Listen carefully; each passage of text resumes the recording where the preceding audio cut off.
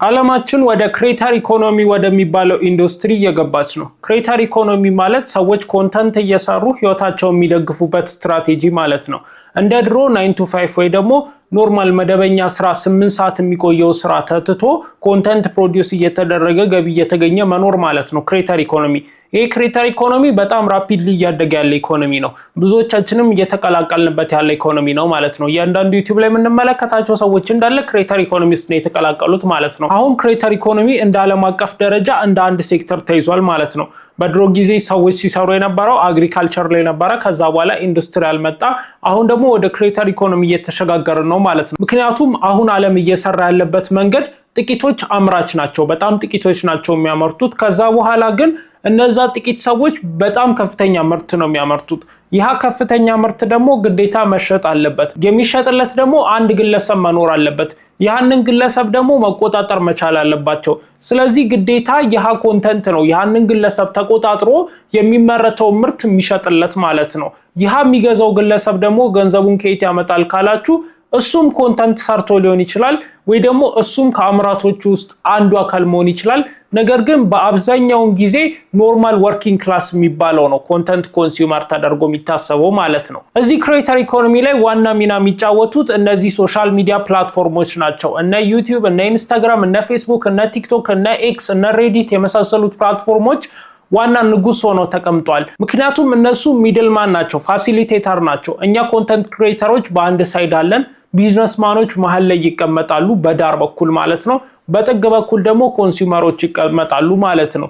ያ ሶሻል ሚዲያ ደግሞ መሃል ላይ ይሆንና ኮንተንት ይወስዳል፣ ለሚፈልገው ሰው ያደርሳል። ከዛ በኋላ ደግሞ ይህንን የሚመለከቱት ቢዝነስ ኦነሮች ለዛ ኮንተንት ክሬተር ማስታወቂያ ያሰራሉ። ከዛ በኋላ ፕሮዳክታቸውን ይሸጣሉ ማለት ነው። በቃ የዓለም ሲስተም ይሄ ሆኗል ማለት ነው። ኦልሞስት ኮምፕሊት ሰርክል እየሆነ ነው። ስለዚህ ይሄ ነገር የሚቋረጥ አይነት ሉፕ አይደለም። በቃ ሰርክል ያደርጋል። ኮንተንት ክሬተሮችም ገንዘብ እያገኙ ነው፣ እየተጠቀሙ ነው። እዛ መሃል ላይ ያለው ፋሲሊቴተር የሆነውም ሶሻል ሚዲያ በጣም ከፍተኛ ገቢ እያገኘ ነው። በቢሊዮን ዶላር የሚቆጠር ገቢ እያገኘ ነው። ቢዝነስማኑም ከፍተኛ ሽያጭ እየመጣለት ነው። እዛ ጋር ዳር ላይ ያለው ኮንሱመር ደግሞ ኮንተንት እያየ እየተዝናና በቃ ዶፓሚን እየተለቀቀበት እየተመለከተ ኮንተንቱን ሽያጩን እየገዛ ገንዘቡን ስፔንድ እያደረገ ተመችቶትም ሊኖር ይችላል ማለት ነው። ላይመቸውም ይችላል። ይሄ ክሬተር ኢኮኖሚ ደግሞ ከድሮ ከቲቪ ከምናምን ከሚባሉት ብሮድካስት ሚዲያዎች ለየት የሚያደርገው ሶስት ዋና ነገር አለ። የመጀመሪያው ክሬተር ፐብሊሽ ያደርጋል። ሁለተኛው ደግሞ አልጎሪዝሙ ፋሲሊቴት ያደርጋል። ሶስተኛው ደግሞ ሰልፍ ሰሌክቲንግ ኦዲየንስ ነው ያለው። ምንድነው መሰላችሁ? ዳይሬክትሊ ነው የሚገናኙት። ኮንተንት ክሬተሩና ኮንሱመሩ ዳይሬክትሊ ይገናኛሉ። ከዛ በኋላ ደግሞ ኮንሱም የሚያደርገው ግለሰብ ምን አይነት ኮንተንት እንደሚጠቀም ምን አይነት ኮንተንት ማየት እንደሚፈልግ ራሱ ነው የሚመርጠው። ራሱ የሶሻል ሚዲያውን አልጎሪዝም እያሰለጠነው ሲመጣ ራሱ የሚፈልገው አይነት ኮንተንት ይመጣለታል ማለት ነው። ስለዚህ ክሬተሩ ዝም ብሎ ፐብሊሽ ያደርጋል። ከዛ በኋላ ደግሞ ኮንሱመሩ እየመረጠ ይመለከታል ማለት ነው። ከዛ በኋላ አልጎሪዝሙ ፋሲሊቴት ያደርጋል። ድሮ የነበረው ቲቪ እንዴት ነው የሚሰራው መሰላችሁ? አንድ ድርጅት አለ። ያ ድርጅት ኮንተንቶችን ይሰራል ማለት ነው። ከዛ በኋላ ሚዲያዎችን ይጠቀማል። ቲቪ ሊሆን ይችላል፣ ሬዲዮ ሊሆን ይችላል፣ ጋዜጣ ሊሆን ይችላል። እነዛ ሚዲያዎች ተጠቅሞ ወደ ኮንሱመሩ ይደርሳል ማለት ነው። ያሁኑ ግን ቀጥታ በኮንተንት ክሬተር አማካኝነት ኮንተንቱ ይደርሳል። ከዛ በኋላ ወደ ኦዲየንስ ይመጣል። ከዛ በኋላ ወደ ኦዲየንስ ከደረሰ በኋላ ነው ሚዲያ ኮንትሮሉን የሚጫወተው። ከዛ በኋላ ቢዝነሱ የሚገባው ማለት ነው። ይሄ የስትራክቸራል ሺፍት ከፍተኛ ለውጥ ነው ያመጣው። በጣም ኮንተንቶች በጣም ኮንሰርቫቲቭ ነበሩ፣ ጠንካራ ነበሩ፣ ብዙ አይነት ትችቶች ይደርስባቸው ነበረ። ነገር ግን ቀጥታ ለኦዲየንስ መድረሱ ኦዲየንስ ነው ምላሹን የሚሰጠው። ስለዚህ ኦዲየንስ ነው ኮንተንቱን ካርቭ የሚያደርገው ማለት ነው። ይሄ ስትራክቸራል ሺፍት በጣም ከፍተኛ የሆነ ሰዎች የሚፈልጉትን አይነት ኮንተንት ፕሮዲዩስ እንዲደረግ ማድረግ ችሏል። ፕሮዲዩስ መደረጉ ደግሞ ምን ጥቅም አለው ካላችሁኝ ኮንሱመሩ የሚፈልገው አይነት ኮንተንት ይሰራለታል። ኮንሱመሩ የሚፈልገው ኮንተንት ከተሰራለት ደግሞ ኦብቪየስሊ ኮንተንት ክሬተሩም አቴንሽን ስላገኘ እቃ እየሸጠ ፕሮሞሽን እየሰራ ገንዘቡን ያገኛል ማለት ነው። ቢዝነስማኖች በማስታወቂያ ትርፍ ያገኛሉ። በተጨማሪም ደግሞ አልጎሪዝሙ ፋሲሊቴት እያደረገ ቅድም እንዳልኳችሁ ገንዘብ ያገኛል ማለት ነው። በዚህ ሶሻል ሚዲያ ላይ ደግሞ ሁለት የሚፈጠሩ ዋና ነገሮች አሉ። የመጀመሪያው ትሬንድ ነው። ትሬንድ ማለት እንደ ዘመቻ ብላችሁ ልቆጥሩት ትችላላችሁ። ድሮ ሰዎች ለጦርነት ለምናምን ነበረ ዘመቻ የሚወጡት፣ ለእርሻ ሊሆን ይችላል፣ ለመሳሰሉት ነገር ነበረ ዘመቻ የሚወጡት። አሁን ግን ለወሬም ዘመቻ እየተወጣ ነው። አንድ ሰው ነገር ቢያደርግ ትሬንድ ይሆናል። ሁሉም ሰው ስለዛ ሰውዬ ያወራል እና ይሄ ሶሻል ሚዲያ ምንን ፈጥሯል ማለት ነው? ትሬንድን ፈጥሯል። ጀስት ስለሆኑ ቶፒኮች መነጋገሪያ እንዲሆኑ ብዙ ሰዎች እንዲነጋገሩባቸው ብዙ ሰዎች ቀልባቸውን እንዲሰጧቸው ማድረግ ችሏል ማለት ነው። ብዙ ሰዎች ስላችሁ እኛንም ጨምሮ ማለት ነው። ከዛ ውጪ ደግሞ ሁለተኛው ይሄ ሶሻል ሚዲያ የፈጠረው ነገር ባይንግ ፓወርን መቆጣጠር ችሏል። ሁላችንም አሁን እኛ የምንመኘው ነገር ሶሻል ሚዲያ ላይ ያየነው ነገር ነው።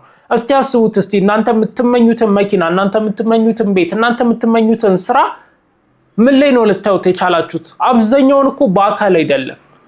ጀስት እነዛን ሱፐር ካሮች እኮ ያያችሁት ኢንስታግራም ላይ ነው። እነዛንም ቤቶች ያያችሁት እዛው ፕላትፎርም ላይ ነው። እናንተ የምትፈልጉትን ስራ ያያችሁት እዚሁ ዩቲዩብ ላይ ነው። ስለዚህ እነዚህ ሶሻል ሚዲያዎች ባይኖሩ የእናንተ ቪዥን ይህ አይሆንም ነበር። ይህ ቪዥናችሁ ባይሆን ደግሞ ይህንን ነገር ለማድረግ የሚያስፈልጋችሁ መስዋዕትነት አከፍሉም፣ እነዛ ሰዎች የሚያደርጉትን እቃ ለመግዛት አትሞክሩም ነበር ማለት ነው። ስለዚህ ይሄ ሶሻል ሚዲያ ባይንግ ፓወርን ፖዚሽንንም ለውጧል ማለት ነው። ስለዚህ እናንተን ኮንሱመር እያረጋችሁ ነው፣ ኮንሱመር እያረገን ነው ማለት ነው ያለብኝ እኔም ጨምሮ ማለት ነው። ክሬተር ኢኮኖሚ በከፍተኛ ደረጃ የሚያበረታታው ኮንሱመሪዝምን ነው። ምክንያቱም ኮንሱመሪዝም ከጠነከረ አምራቾች እንዲሁም የማምረት ጉጉት አላቸው። ስለዚህ ዝም ብለው ማምረታቸውን ይቀጥላሉ። በዛው ልክ ደግሞ ኮንተንት ክሬተር መሆን የሚፈልግ ፋሲሊቴተር መሆን የሚፈልግ ብዙ ሰው አለ። ምክንያቱም ቀለል ያለ ስራ ስለሆነ። ስለዚህ የሶሻል ሚዲያዎች ዋነኛ አላማቸው ቲክቶክንም በከፍተኛ ደረጃ እንዲቆጣጠር ያደረገው ነገር ምንድነው መሰላችሁ? ተጠቃሚው ላይ ነው ያተኮረው። የተጠቃሚውን አይምሮ ተቆጣጥሯል፣ ባይንግ ፓወሩን ተቆጣጠረው ማለት ነው። ከዛ በኋላ ጀስት አምራቾች ማምራታቸውን ይቀጥላሉ። ኮንተንት ክሬተሮች ያንን ኮንተንት እየሰሩ ማርኬቲንጉን እየሰሩ መሸጣቸው አይቀርም ማለት ነው። የክሬተር ኢኮኖሚ አላማው ይሄ ነበረ። በእርግጥ በጣም አሪፍ ኢኮኖሚ ነው። እስከዛሬ ከነበሩት ኢኮኖሚዎች ለየት ያለ ነው። ሶፍት ስኪሎችን ያበረታታል፣ በፊዚካል የሆኑ ስትራግሎችን ያስቀራል። ከዛ ውጭ ግን ለኮንተንት ክሬተሩ በጣም ምርጥ የሚባል ነው። ነገር ግን በአንድ ሳይድ ስንመለከተው ኮንሱመሩ በጣም እየተጎዳ ያለበት ሳይድ አለ። ምክንያቱም ጀስት በህልም ዓለም ብቻ የሚኖር በጣም ብዙ ሰው ክሬት እያደረገ ነው። በተጨማሪም ደግሞ የሚጎዳው ነገር ምንድነው መሰላችሁ? ሰዎችን ኮንሱመር አድርጎ በሚያስቀርበት ጊዜ ሰዎች እንደ ሰውነታቸው እንዳይኖሩ ጀስት ያንን ነገር እየፈለጉት ያንን ኮንሱም ማድረግ የሚፈልጉትን ጉድ እየተመኙት እንዲኖሩ ባይገዙት እንኳን የጊልቲነት ፊሊንግ እንዲሰማቸው ያደርጋል ማለት ነው። ይሄ ክሬተር ኢኮኖሚ ላይ ዋና ሮል የሚጫወቱት ሶሻል ሚዲያ ፕላትፎርሞቹ ናቸው ብዬቻለሁ። ነገር ግን እነዚህ ሶሻል ሚዲያ ፕላትፎርሞች ለምን ተመራጭ ሆኑ ካልን በጣም ብዙ ሰው እንዲጠቀማቸው ማድረግ ችሏል። ሁለተኛ ማድረግ የቻሉት ደግሞ ሁሉም ሰው እኩል እንዲሆን ማድረግ ችሏል። ትልቅ የምትሏቸው ካምፓኒዎችም ትንሽ የምትሏቸው በስልክ የሚቀርጹ ኮንተንት ክሬተሮችም እኩል ደረጃ ነው ያሉት። እንዲሁም በካሜራ ከምትቀርጹ በስልክ ብትቀርጹ ሶሻል ሚዲያ ላይ ፐርፎርም የማድረግ ቻንስ አለው። ስለዚህ ሁሉንም እኩል አድርጎ ነው የሰራቸው ማለት ነው። በተጨማሪም ደግሞ ወርልድ ዋይድ ነው። ወርልድ ዋይድ ነው ስላችሁ እናንተ ታለንት ካላችሁ በቢሊዮን የሚቆጠር ሰው ሊያዩ ይችላል። ስለዚህ ዓለም አቀፍ ነው። ሁሉንም ነገር እንደ ቼን ተቆጣጥሮታል ማለት ነው። ዓለምን በቀላሉ የተቆጣጠራት ነገር ኢንዱስትሪያል ሪቮሉሽን እኮ ለመምጣት በጣም ረጅም ጊዜ ፈጅቶበታል። አግሪካልቸርን እየጣሰ ኢንዱስትሪን እያበረታታ ለመምጣት ረጅም ጊዜ ወስዶበታል። አፍሪካ ውስጥ እኮ ስቲል ኢንዱስትሪያል ሪቮሉሽን እኮ እንዳልገባ ነው የሚቆጠረው። ምክንያቱም አብዛኛው አግሪካልቸር ላይ ነው ዲፔንድ የምናደርገው። ሶሻል ሚዲያ ግን በቀላሉ ነው ፔኔትሬት ማድረግ የቻለው። እንደምትመለከቱት ነው። አፍሪካ ልትሏችሁ ሁሉም ሀገር ላይ ዓለም ላይ ሁሉም ሀገር ላይ ሶሻል ሚዲያ አለ። እንዲሁም ኢትዮጵያ ውስጥ ኢንዱስትሪ ካለበት በላይ ሶሻል ሚዲያው ኢፌክት የሚያደርገው ነገር እየበለጠ መጥቷል ማለት እንችላለን። ምክንያቱም 10-20 ሚሊዮን የሚሆን ዴይሊ ሶሻል ሚዲያ የሚጠቀም ሰው እያፈራን ነው ማለት ነው። 10-20 ሚሊዮን ሰው ኢንዱስትሪ ውስጥ ይሳተፍ ይሆናል ኢትዮጵያ ውስጥ? ፕሮባብሊ አይሆንም። ስለዚህ ሶሻል ሚዲያ ራፒድ ነው፣ ወርልድ ዋይድ ነው፣ ሁሉንም ነገር ስለተቆጣጠረ ነው ይሄ ኢኮኖሚ በጣም አስጨናቂ ኢኮኖሚ መሆን የቻለው። ይሄ የክሬተር ቢዝነስ የራሱ የሆነ የኢንፍራስትራክቸር ሌቭል አለው፣ ደረጃ አለው ማለት ነው። የመጀመሪያው የፕላትፎርም ደረጃ ነው። ፕላትፎርሙ ነው ምን አይነት ሰው ማግኘት እንደሚፈልግ፣ ምን አይነት ሰው እንዴት አድርጎ መቆጣጠር እንዳለበት መጀመሪያ የሚያስበው አልጎሪዝሙን ዲቨሎፕ የሚያደርገው። ከዛ በኋላ ኮንተንት ክሬተሩ ይመጣል። ኮንተንት ክሬተሩ ከመጣ ደግሞ ያንን ኮንተንቶች ፐብሊሽ ያደርጋል፣ ለነዛ ሰዎች ያደርሳል። ከዛ በኋላ ኮሚኒቲዎች ቢልድ ይደረጋሉ በዛ ክሬተር አማካኝነት። ከዚህ በፊት በነበረው ቪዲዮ ላይ ስለ ኢንጌጅመንት እና ኮሚኒቲ ቢልድ እንዴት እንደሚደረግ በጣም በሰፊው አውርቼላችሁ ነበረ። እዚህ ጋር አስቀምጥላችኋለሁ ሊንኩን፣ ገብታችሁ ማየት ትችላላችሁ እንዴት ኮሚኒቲ ቢልድ እንደሚደረግ ነው ቪዲዮ። ስለዚህ ፕላትፎርሙ ከመጣ በኋላ ክሬተሩ ከመጣ በኋላ አሁን ያልኳችሁ ሶስተኛው ሌቭል ደግሞ ኮሚኒቲ ቢልድ ይደረጋል ማለት ነው። ኮሚኒቲ ቢልድ ከተደረገ በኋላ ደግሞ ቢዝነስ ይመጣል ማለት ነው። ቢዝነሱ ይመጣና ኮንተንት ክሬተሩ ጋር ኢንቨስት ያደርጋል፣ ፕሮዳክቶችን ይሰጣል። ይህ ፕሮዳክቶች ይሸጣሉ ማለት ነው በኢኮሜርስ አማካኝነት። በጣም ከፍተኛ ሽያጭ ኖሯል። ሁሉም የሚባለው እዚህ ጋር ያስቀመጥኩላችሁ አራቱም ፓርቲዎች ማለት ነው፣ ፕላትፎርሙም፣ ኮንተንት ክሬተሩም፣ ኮሚኒቲውም በተጨማሪም ደግሞ ቢዝነስ ኦነሩም ተጠቃሚ የሚሆኑበት ሌቭል ስለሆነ በጣም በከፍተኛ ፍጥነት አሁን እንዳልኳችሁ እያደገ ነው ማለት ነው። ክሬተር ኢኮኖሚ የራሱ የሆነ ኢቮሉሽን አለው። ሁሉም ነገር እንደምታውቁት ስቴጅ አለው። የሆነ ነገር የሚደረግበት ከዛ በኋላ የሆነ ነገር የሚደረግበት ኢቮሉሽን ተብሎ የምንከፋፍላቸው ሁሉም ነገር ስቴጅ አለው። ክሬተር ኢኮኖሚም እንደዛም ኢቮሉሽን አለው ማለት ነው። የመጀመሪያው የነበረው ስቴጅ ምንድነው መሰላችሁ? ሆቢ ክሬተር ሌቭል ነበር። ሆቢ ክሬተር ስላችሁ በቃ ኮንተንትን ፐብሊሽ ማድረግ፣ መቅረጽ፣ ከሰዎች ጋር ኢንጌጅ ማድረግ፣ ደስ የሚላቸው ሰዎች ብቻ ስልካቸውን እያወጡ ቭሎግ የሚቀርጹበት ኤዲት ያልተደረጉ አንፊልተርድ የሆኑ ኮንተንቶች የሚለቀቁበት ጊዜ ነው ማለት ነው። ታስታውሱ ከሆነ ዩቲዩብ ላይ እስከ 2018 ምናምን የሚሰሩ ኮንተንቶች እንደዛ ነበሩ። በቃ ተምብኔል የላቸው፣ ሁሉም ሰው ቭሎግ ነበር የሚያደርገው፣ አንፊልተርድ ናቸው፣ በጣም ናቹራል ወርልድ ናቸው። በቃ ኖርማል ነገር ነበር። ከዛ በኋላ ነው ወደ ተምብኔሉ ኢራ፣ ወደ ኤዲትዱ ኢራ፣ ሰዎችን ሁክ ወደ ማረጉ ኢራ፣ ወደ ሳይንሱ ኢራ የገባው ማለት ነው። ይሄ ኢራ ደግሞ ምን እንለዋለን ማለት ነው? ከሆቢ ክሬተር ቀጥሎ ያለው ኢራ ምንድነው? ፕሮፌሽናል ክሬተር ኢራ ይባላል። ፕሮፌሽናል ክሬተር ኢራ ማለት የሰዎችን ሳይኮሎጂ ተረድቶ እኛ እንደምናወራው ማለት ነው። ከዚህ በፊት በለቀኳችሁ ቪዲዮ ላይ አብዛኞቹ ስለ ኮንተንት ክሬሽን ሳይንስ ነው የምለቀው። ስለዚህ እነሱን ሳይንሶች ተጠቅሞ ኮንተንትን እየሰራ ፐብሊሽ የሚያደርገው ኢራ ፕሮፌሽናል ኢራ ተብሏል ማለት ነው። ተምብኔሎችን ኩክ አድርጎ ይሰራል። 10 ከ10 የሆኑ ተምብኔሎችን ይለቃል። ከፍተኛ ክሊክ ትሩ ሬት ያላቸውን በደንብ ኤዲት ይደረጋሉ። የሰዎችን አቴንሽን ላለመጣል ሰዎች ላይ ያንን ቪዲዮ በሚመለከቱበት ጊዜ እንዲደሰቱ፣ ዶፓሚን እንዲለቀቅባቸው፣ ሁክ ዶኖ እንዲቆዩ፣ ከነሱ ጋር ኢንጌጅ ማድረግ እንዲችሉ አድርገው በሳይንስ በተደገፈ መልኩ ኮንተንቶች ይሰራሉ።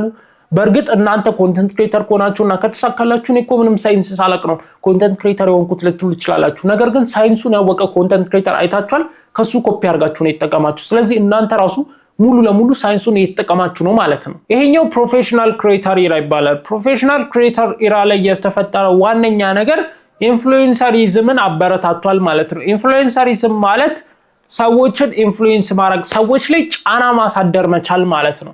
የኮንተንት ክሬተር ሌቭሎችን ስነግራችሁ የመጀመሪያው ዝም ብሎ ኮንተንት ፐብሊሽ የሚያደርግ ነው። ኢንፍሉዌንሰር በምትሆኑበት ጊዜ ግን የሰዎችን ሳይኮሎጂ ተቆጣጥራችሁ እናንተ የምትሉትን ነገር ማድረግ ሲጀምሩ ነው ኢንፍሉዌንሰር ሌቭል የምትደርሱት ብያችሁ ነበረ። ከፕሮፌሽናሉ ኢራ ደግሞ ኦርጋናይዜሽናል እና ማርኬቲንግ ኢራ ይመጣል ማለት ነው። እያንዳንዱ ኮንተንት ክሬተር በድርጅቱ ስር ይታቀፋል ማለት ነው። ድርጅቶች የማት ኮንተንት ክሬተሮች ይኖራቸዋል። ብዙ ኮንተንቶችን ፐብሊሽ ያደርጋሉ። በጣም አሪፍ የሆኑ ኮንተንቶች ይሰራሉ። የነዛ ሁሉ ዓላማ ግን የሰዎችን ቀልብ ስቦ ድርጅቱ የፈለገውን ማርኬቲንግ ማሳካት ማለት ነው።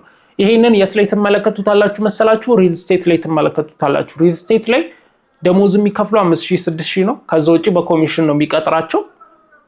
የመአት ክሬተሮችን ፐብሊሽ ያደርጋሉ፣ በቃ ይለቃሉ ማለት ነው። የመአት በቃ ሁሉም በየቀኑ 5 ምናምን ኮንተንት ይለቃሉ። ኢትዮጵያ ውስጥ ጨምራሉ። አብዛኞቹ ሪል ስቴቶች እነዚህ አይነት ስትራቴጂ እየተከተሉ ነው። በቃ የማአት ክሬተሮች አሉ። በእርግጥ ኮንተንታቸው የሚረባ አይደለም። የኢትዮጵያዎቹ የውጭ ሀገሮቹ በጣም ጸዴ ናቸው። በደንብ ፐርፎርም ያደርጋሉ፣ በደንብ ሪዛልት ያመጣሉ። የኢትዮጵያዎቹ ግን ገና እየጀመረንም ስለሆነ ነው መሰለኝ፣ በብዛትም ኮንተንት ክሬተር እያስገቡ ስለሆነ ነው መሰለኝ ኮንተንትን አያውቁም።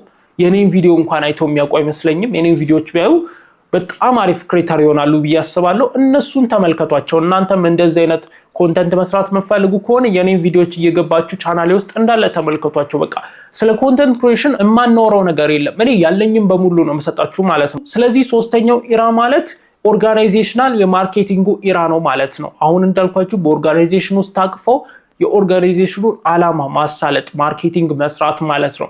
ይሄ ኢራ ነው ማለት ነው። ስለ ክሬተር ኢኮኖሚ ግልጽና ሰፋ ያለ ማብራሪያ እንደሰጧችሁ ይሰማኛል። እኔ ቅዱስ ጎሳ ይባላለሁ፣ የቴክ ኮንተንት ክሬተር ነኝ። በተጨማሪም ደግሞ እዚህ ዩቲዩብ ላይ ከ7000 በላይ ኮሚኒቲ ገምቻለሁ። ኮንተንት እንዴት መስራት እንደሚቻል እያስተማርኩ ማለት ነው። እናንተም የዚህ አሪፍ ኮሚኒቲ አባል መሆን ከፈለጋችሁ ሰብስክራይብ ማድረግ እንዳትረሱ። ይሄ ቪዲዮ ደግሞ በጣም የተለፋበት ስለሆነ ለብዙ ሰዎች ጋር እንዲደርስ ሰብስክራይብ፣ ላይክ፣ ሼር በማድረግ ተባበሩ ማለት ነው። ሳምንት አርብ ደርሶ አሪፍ ኮንተንት እስከምሰራላችሁ ሰላም ቆዩኝ።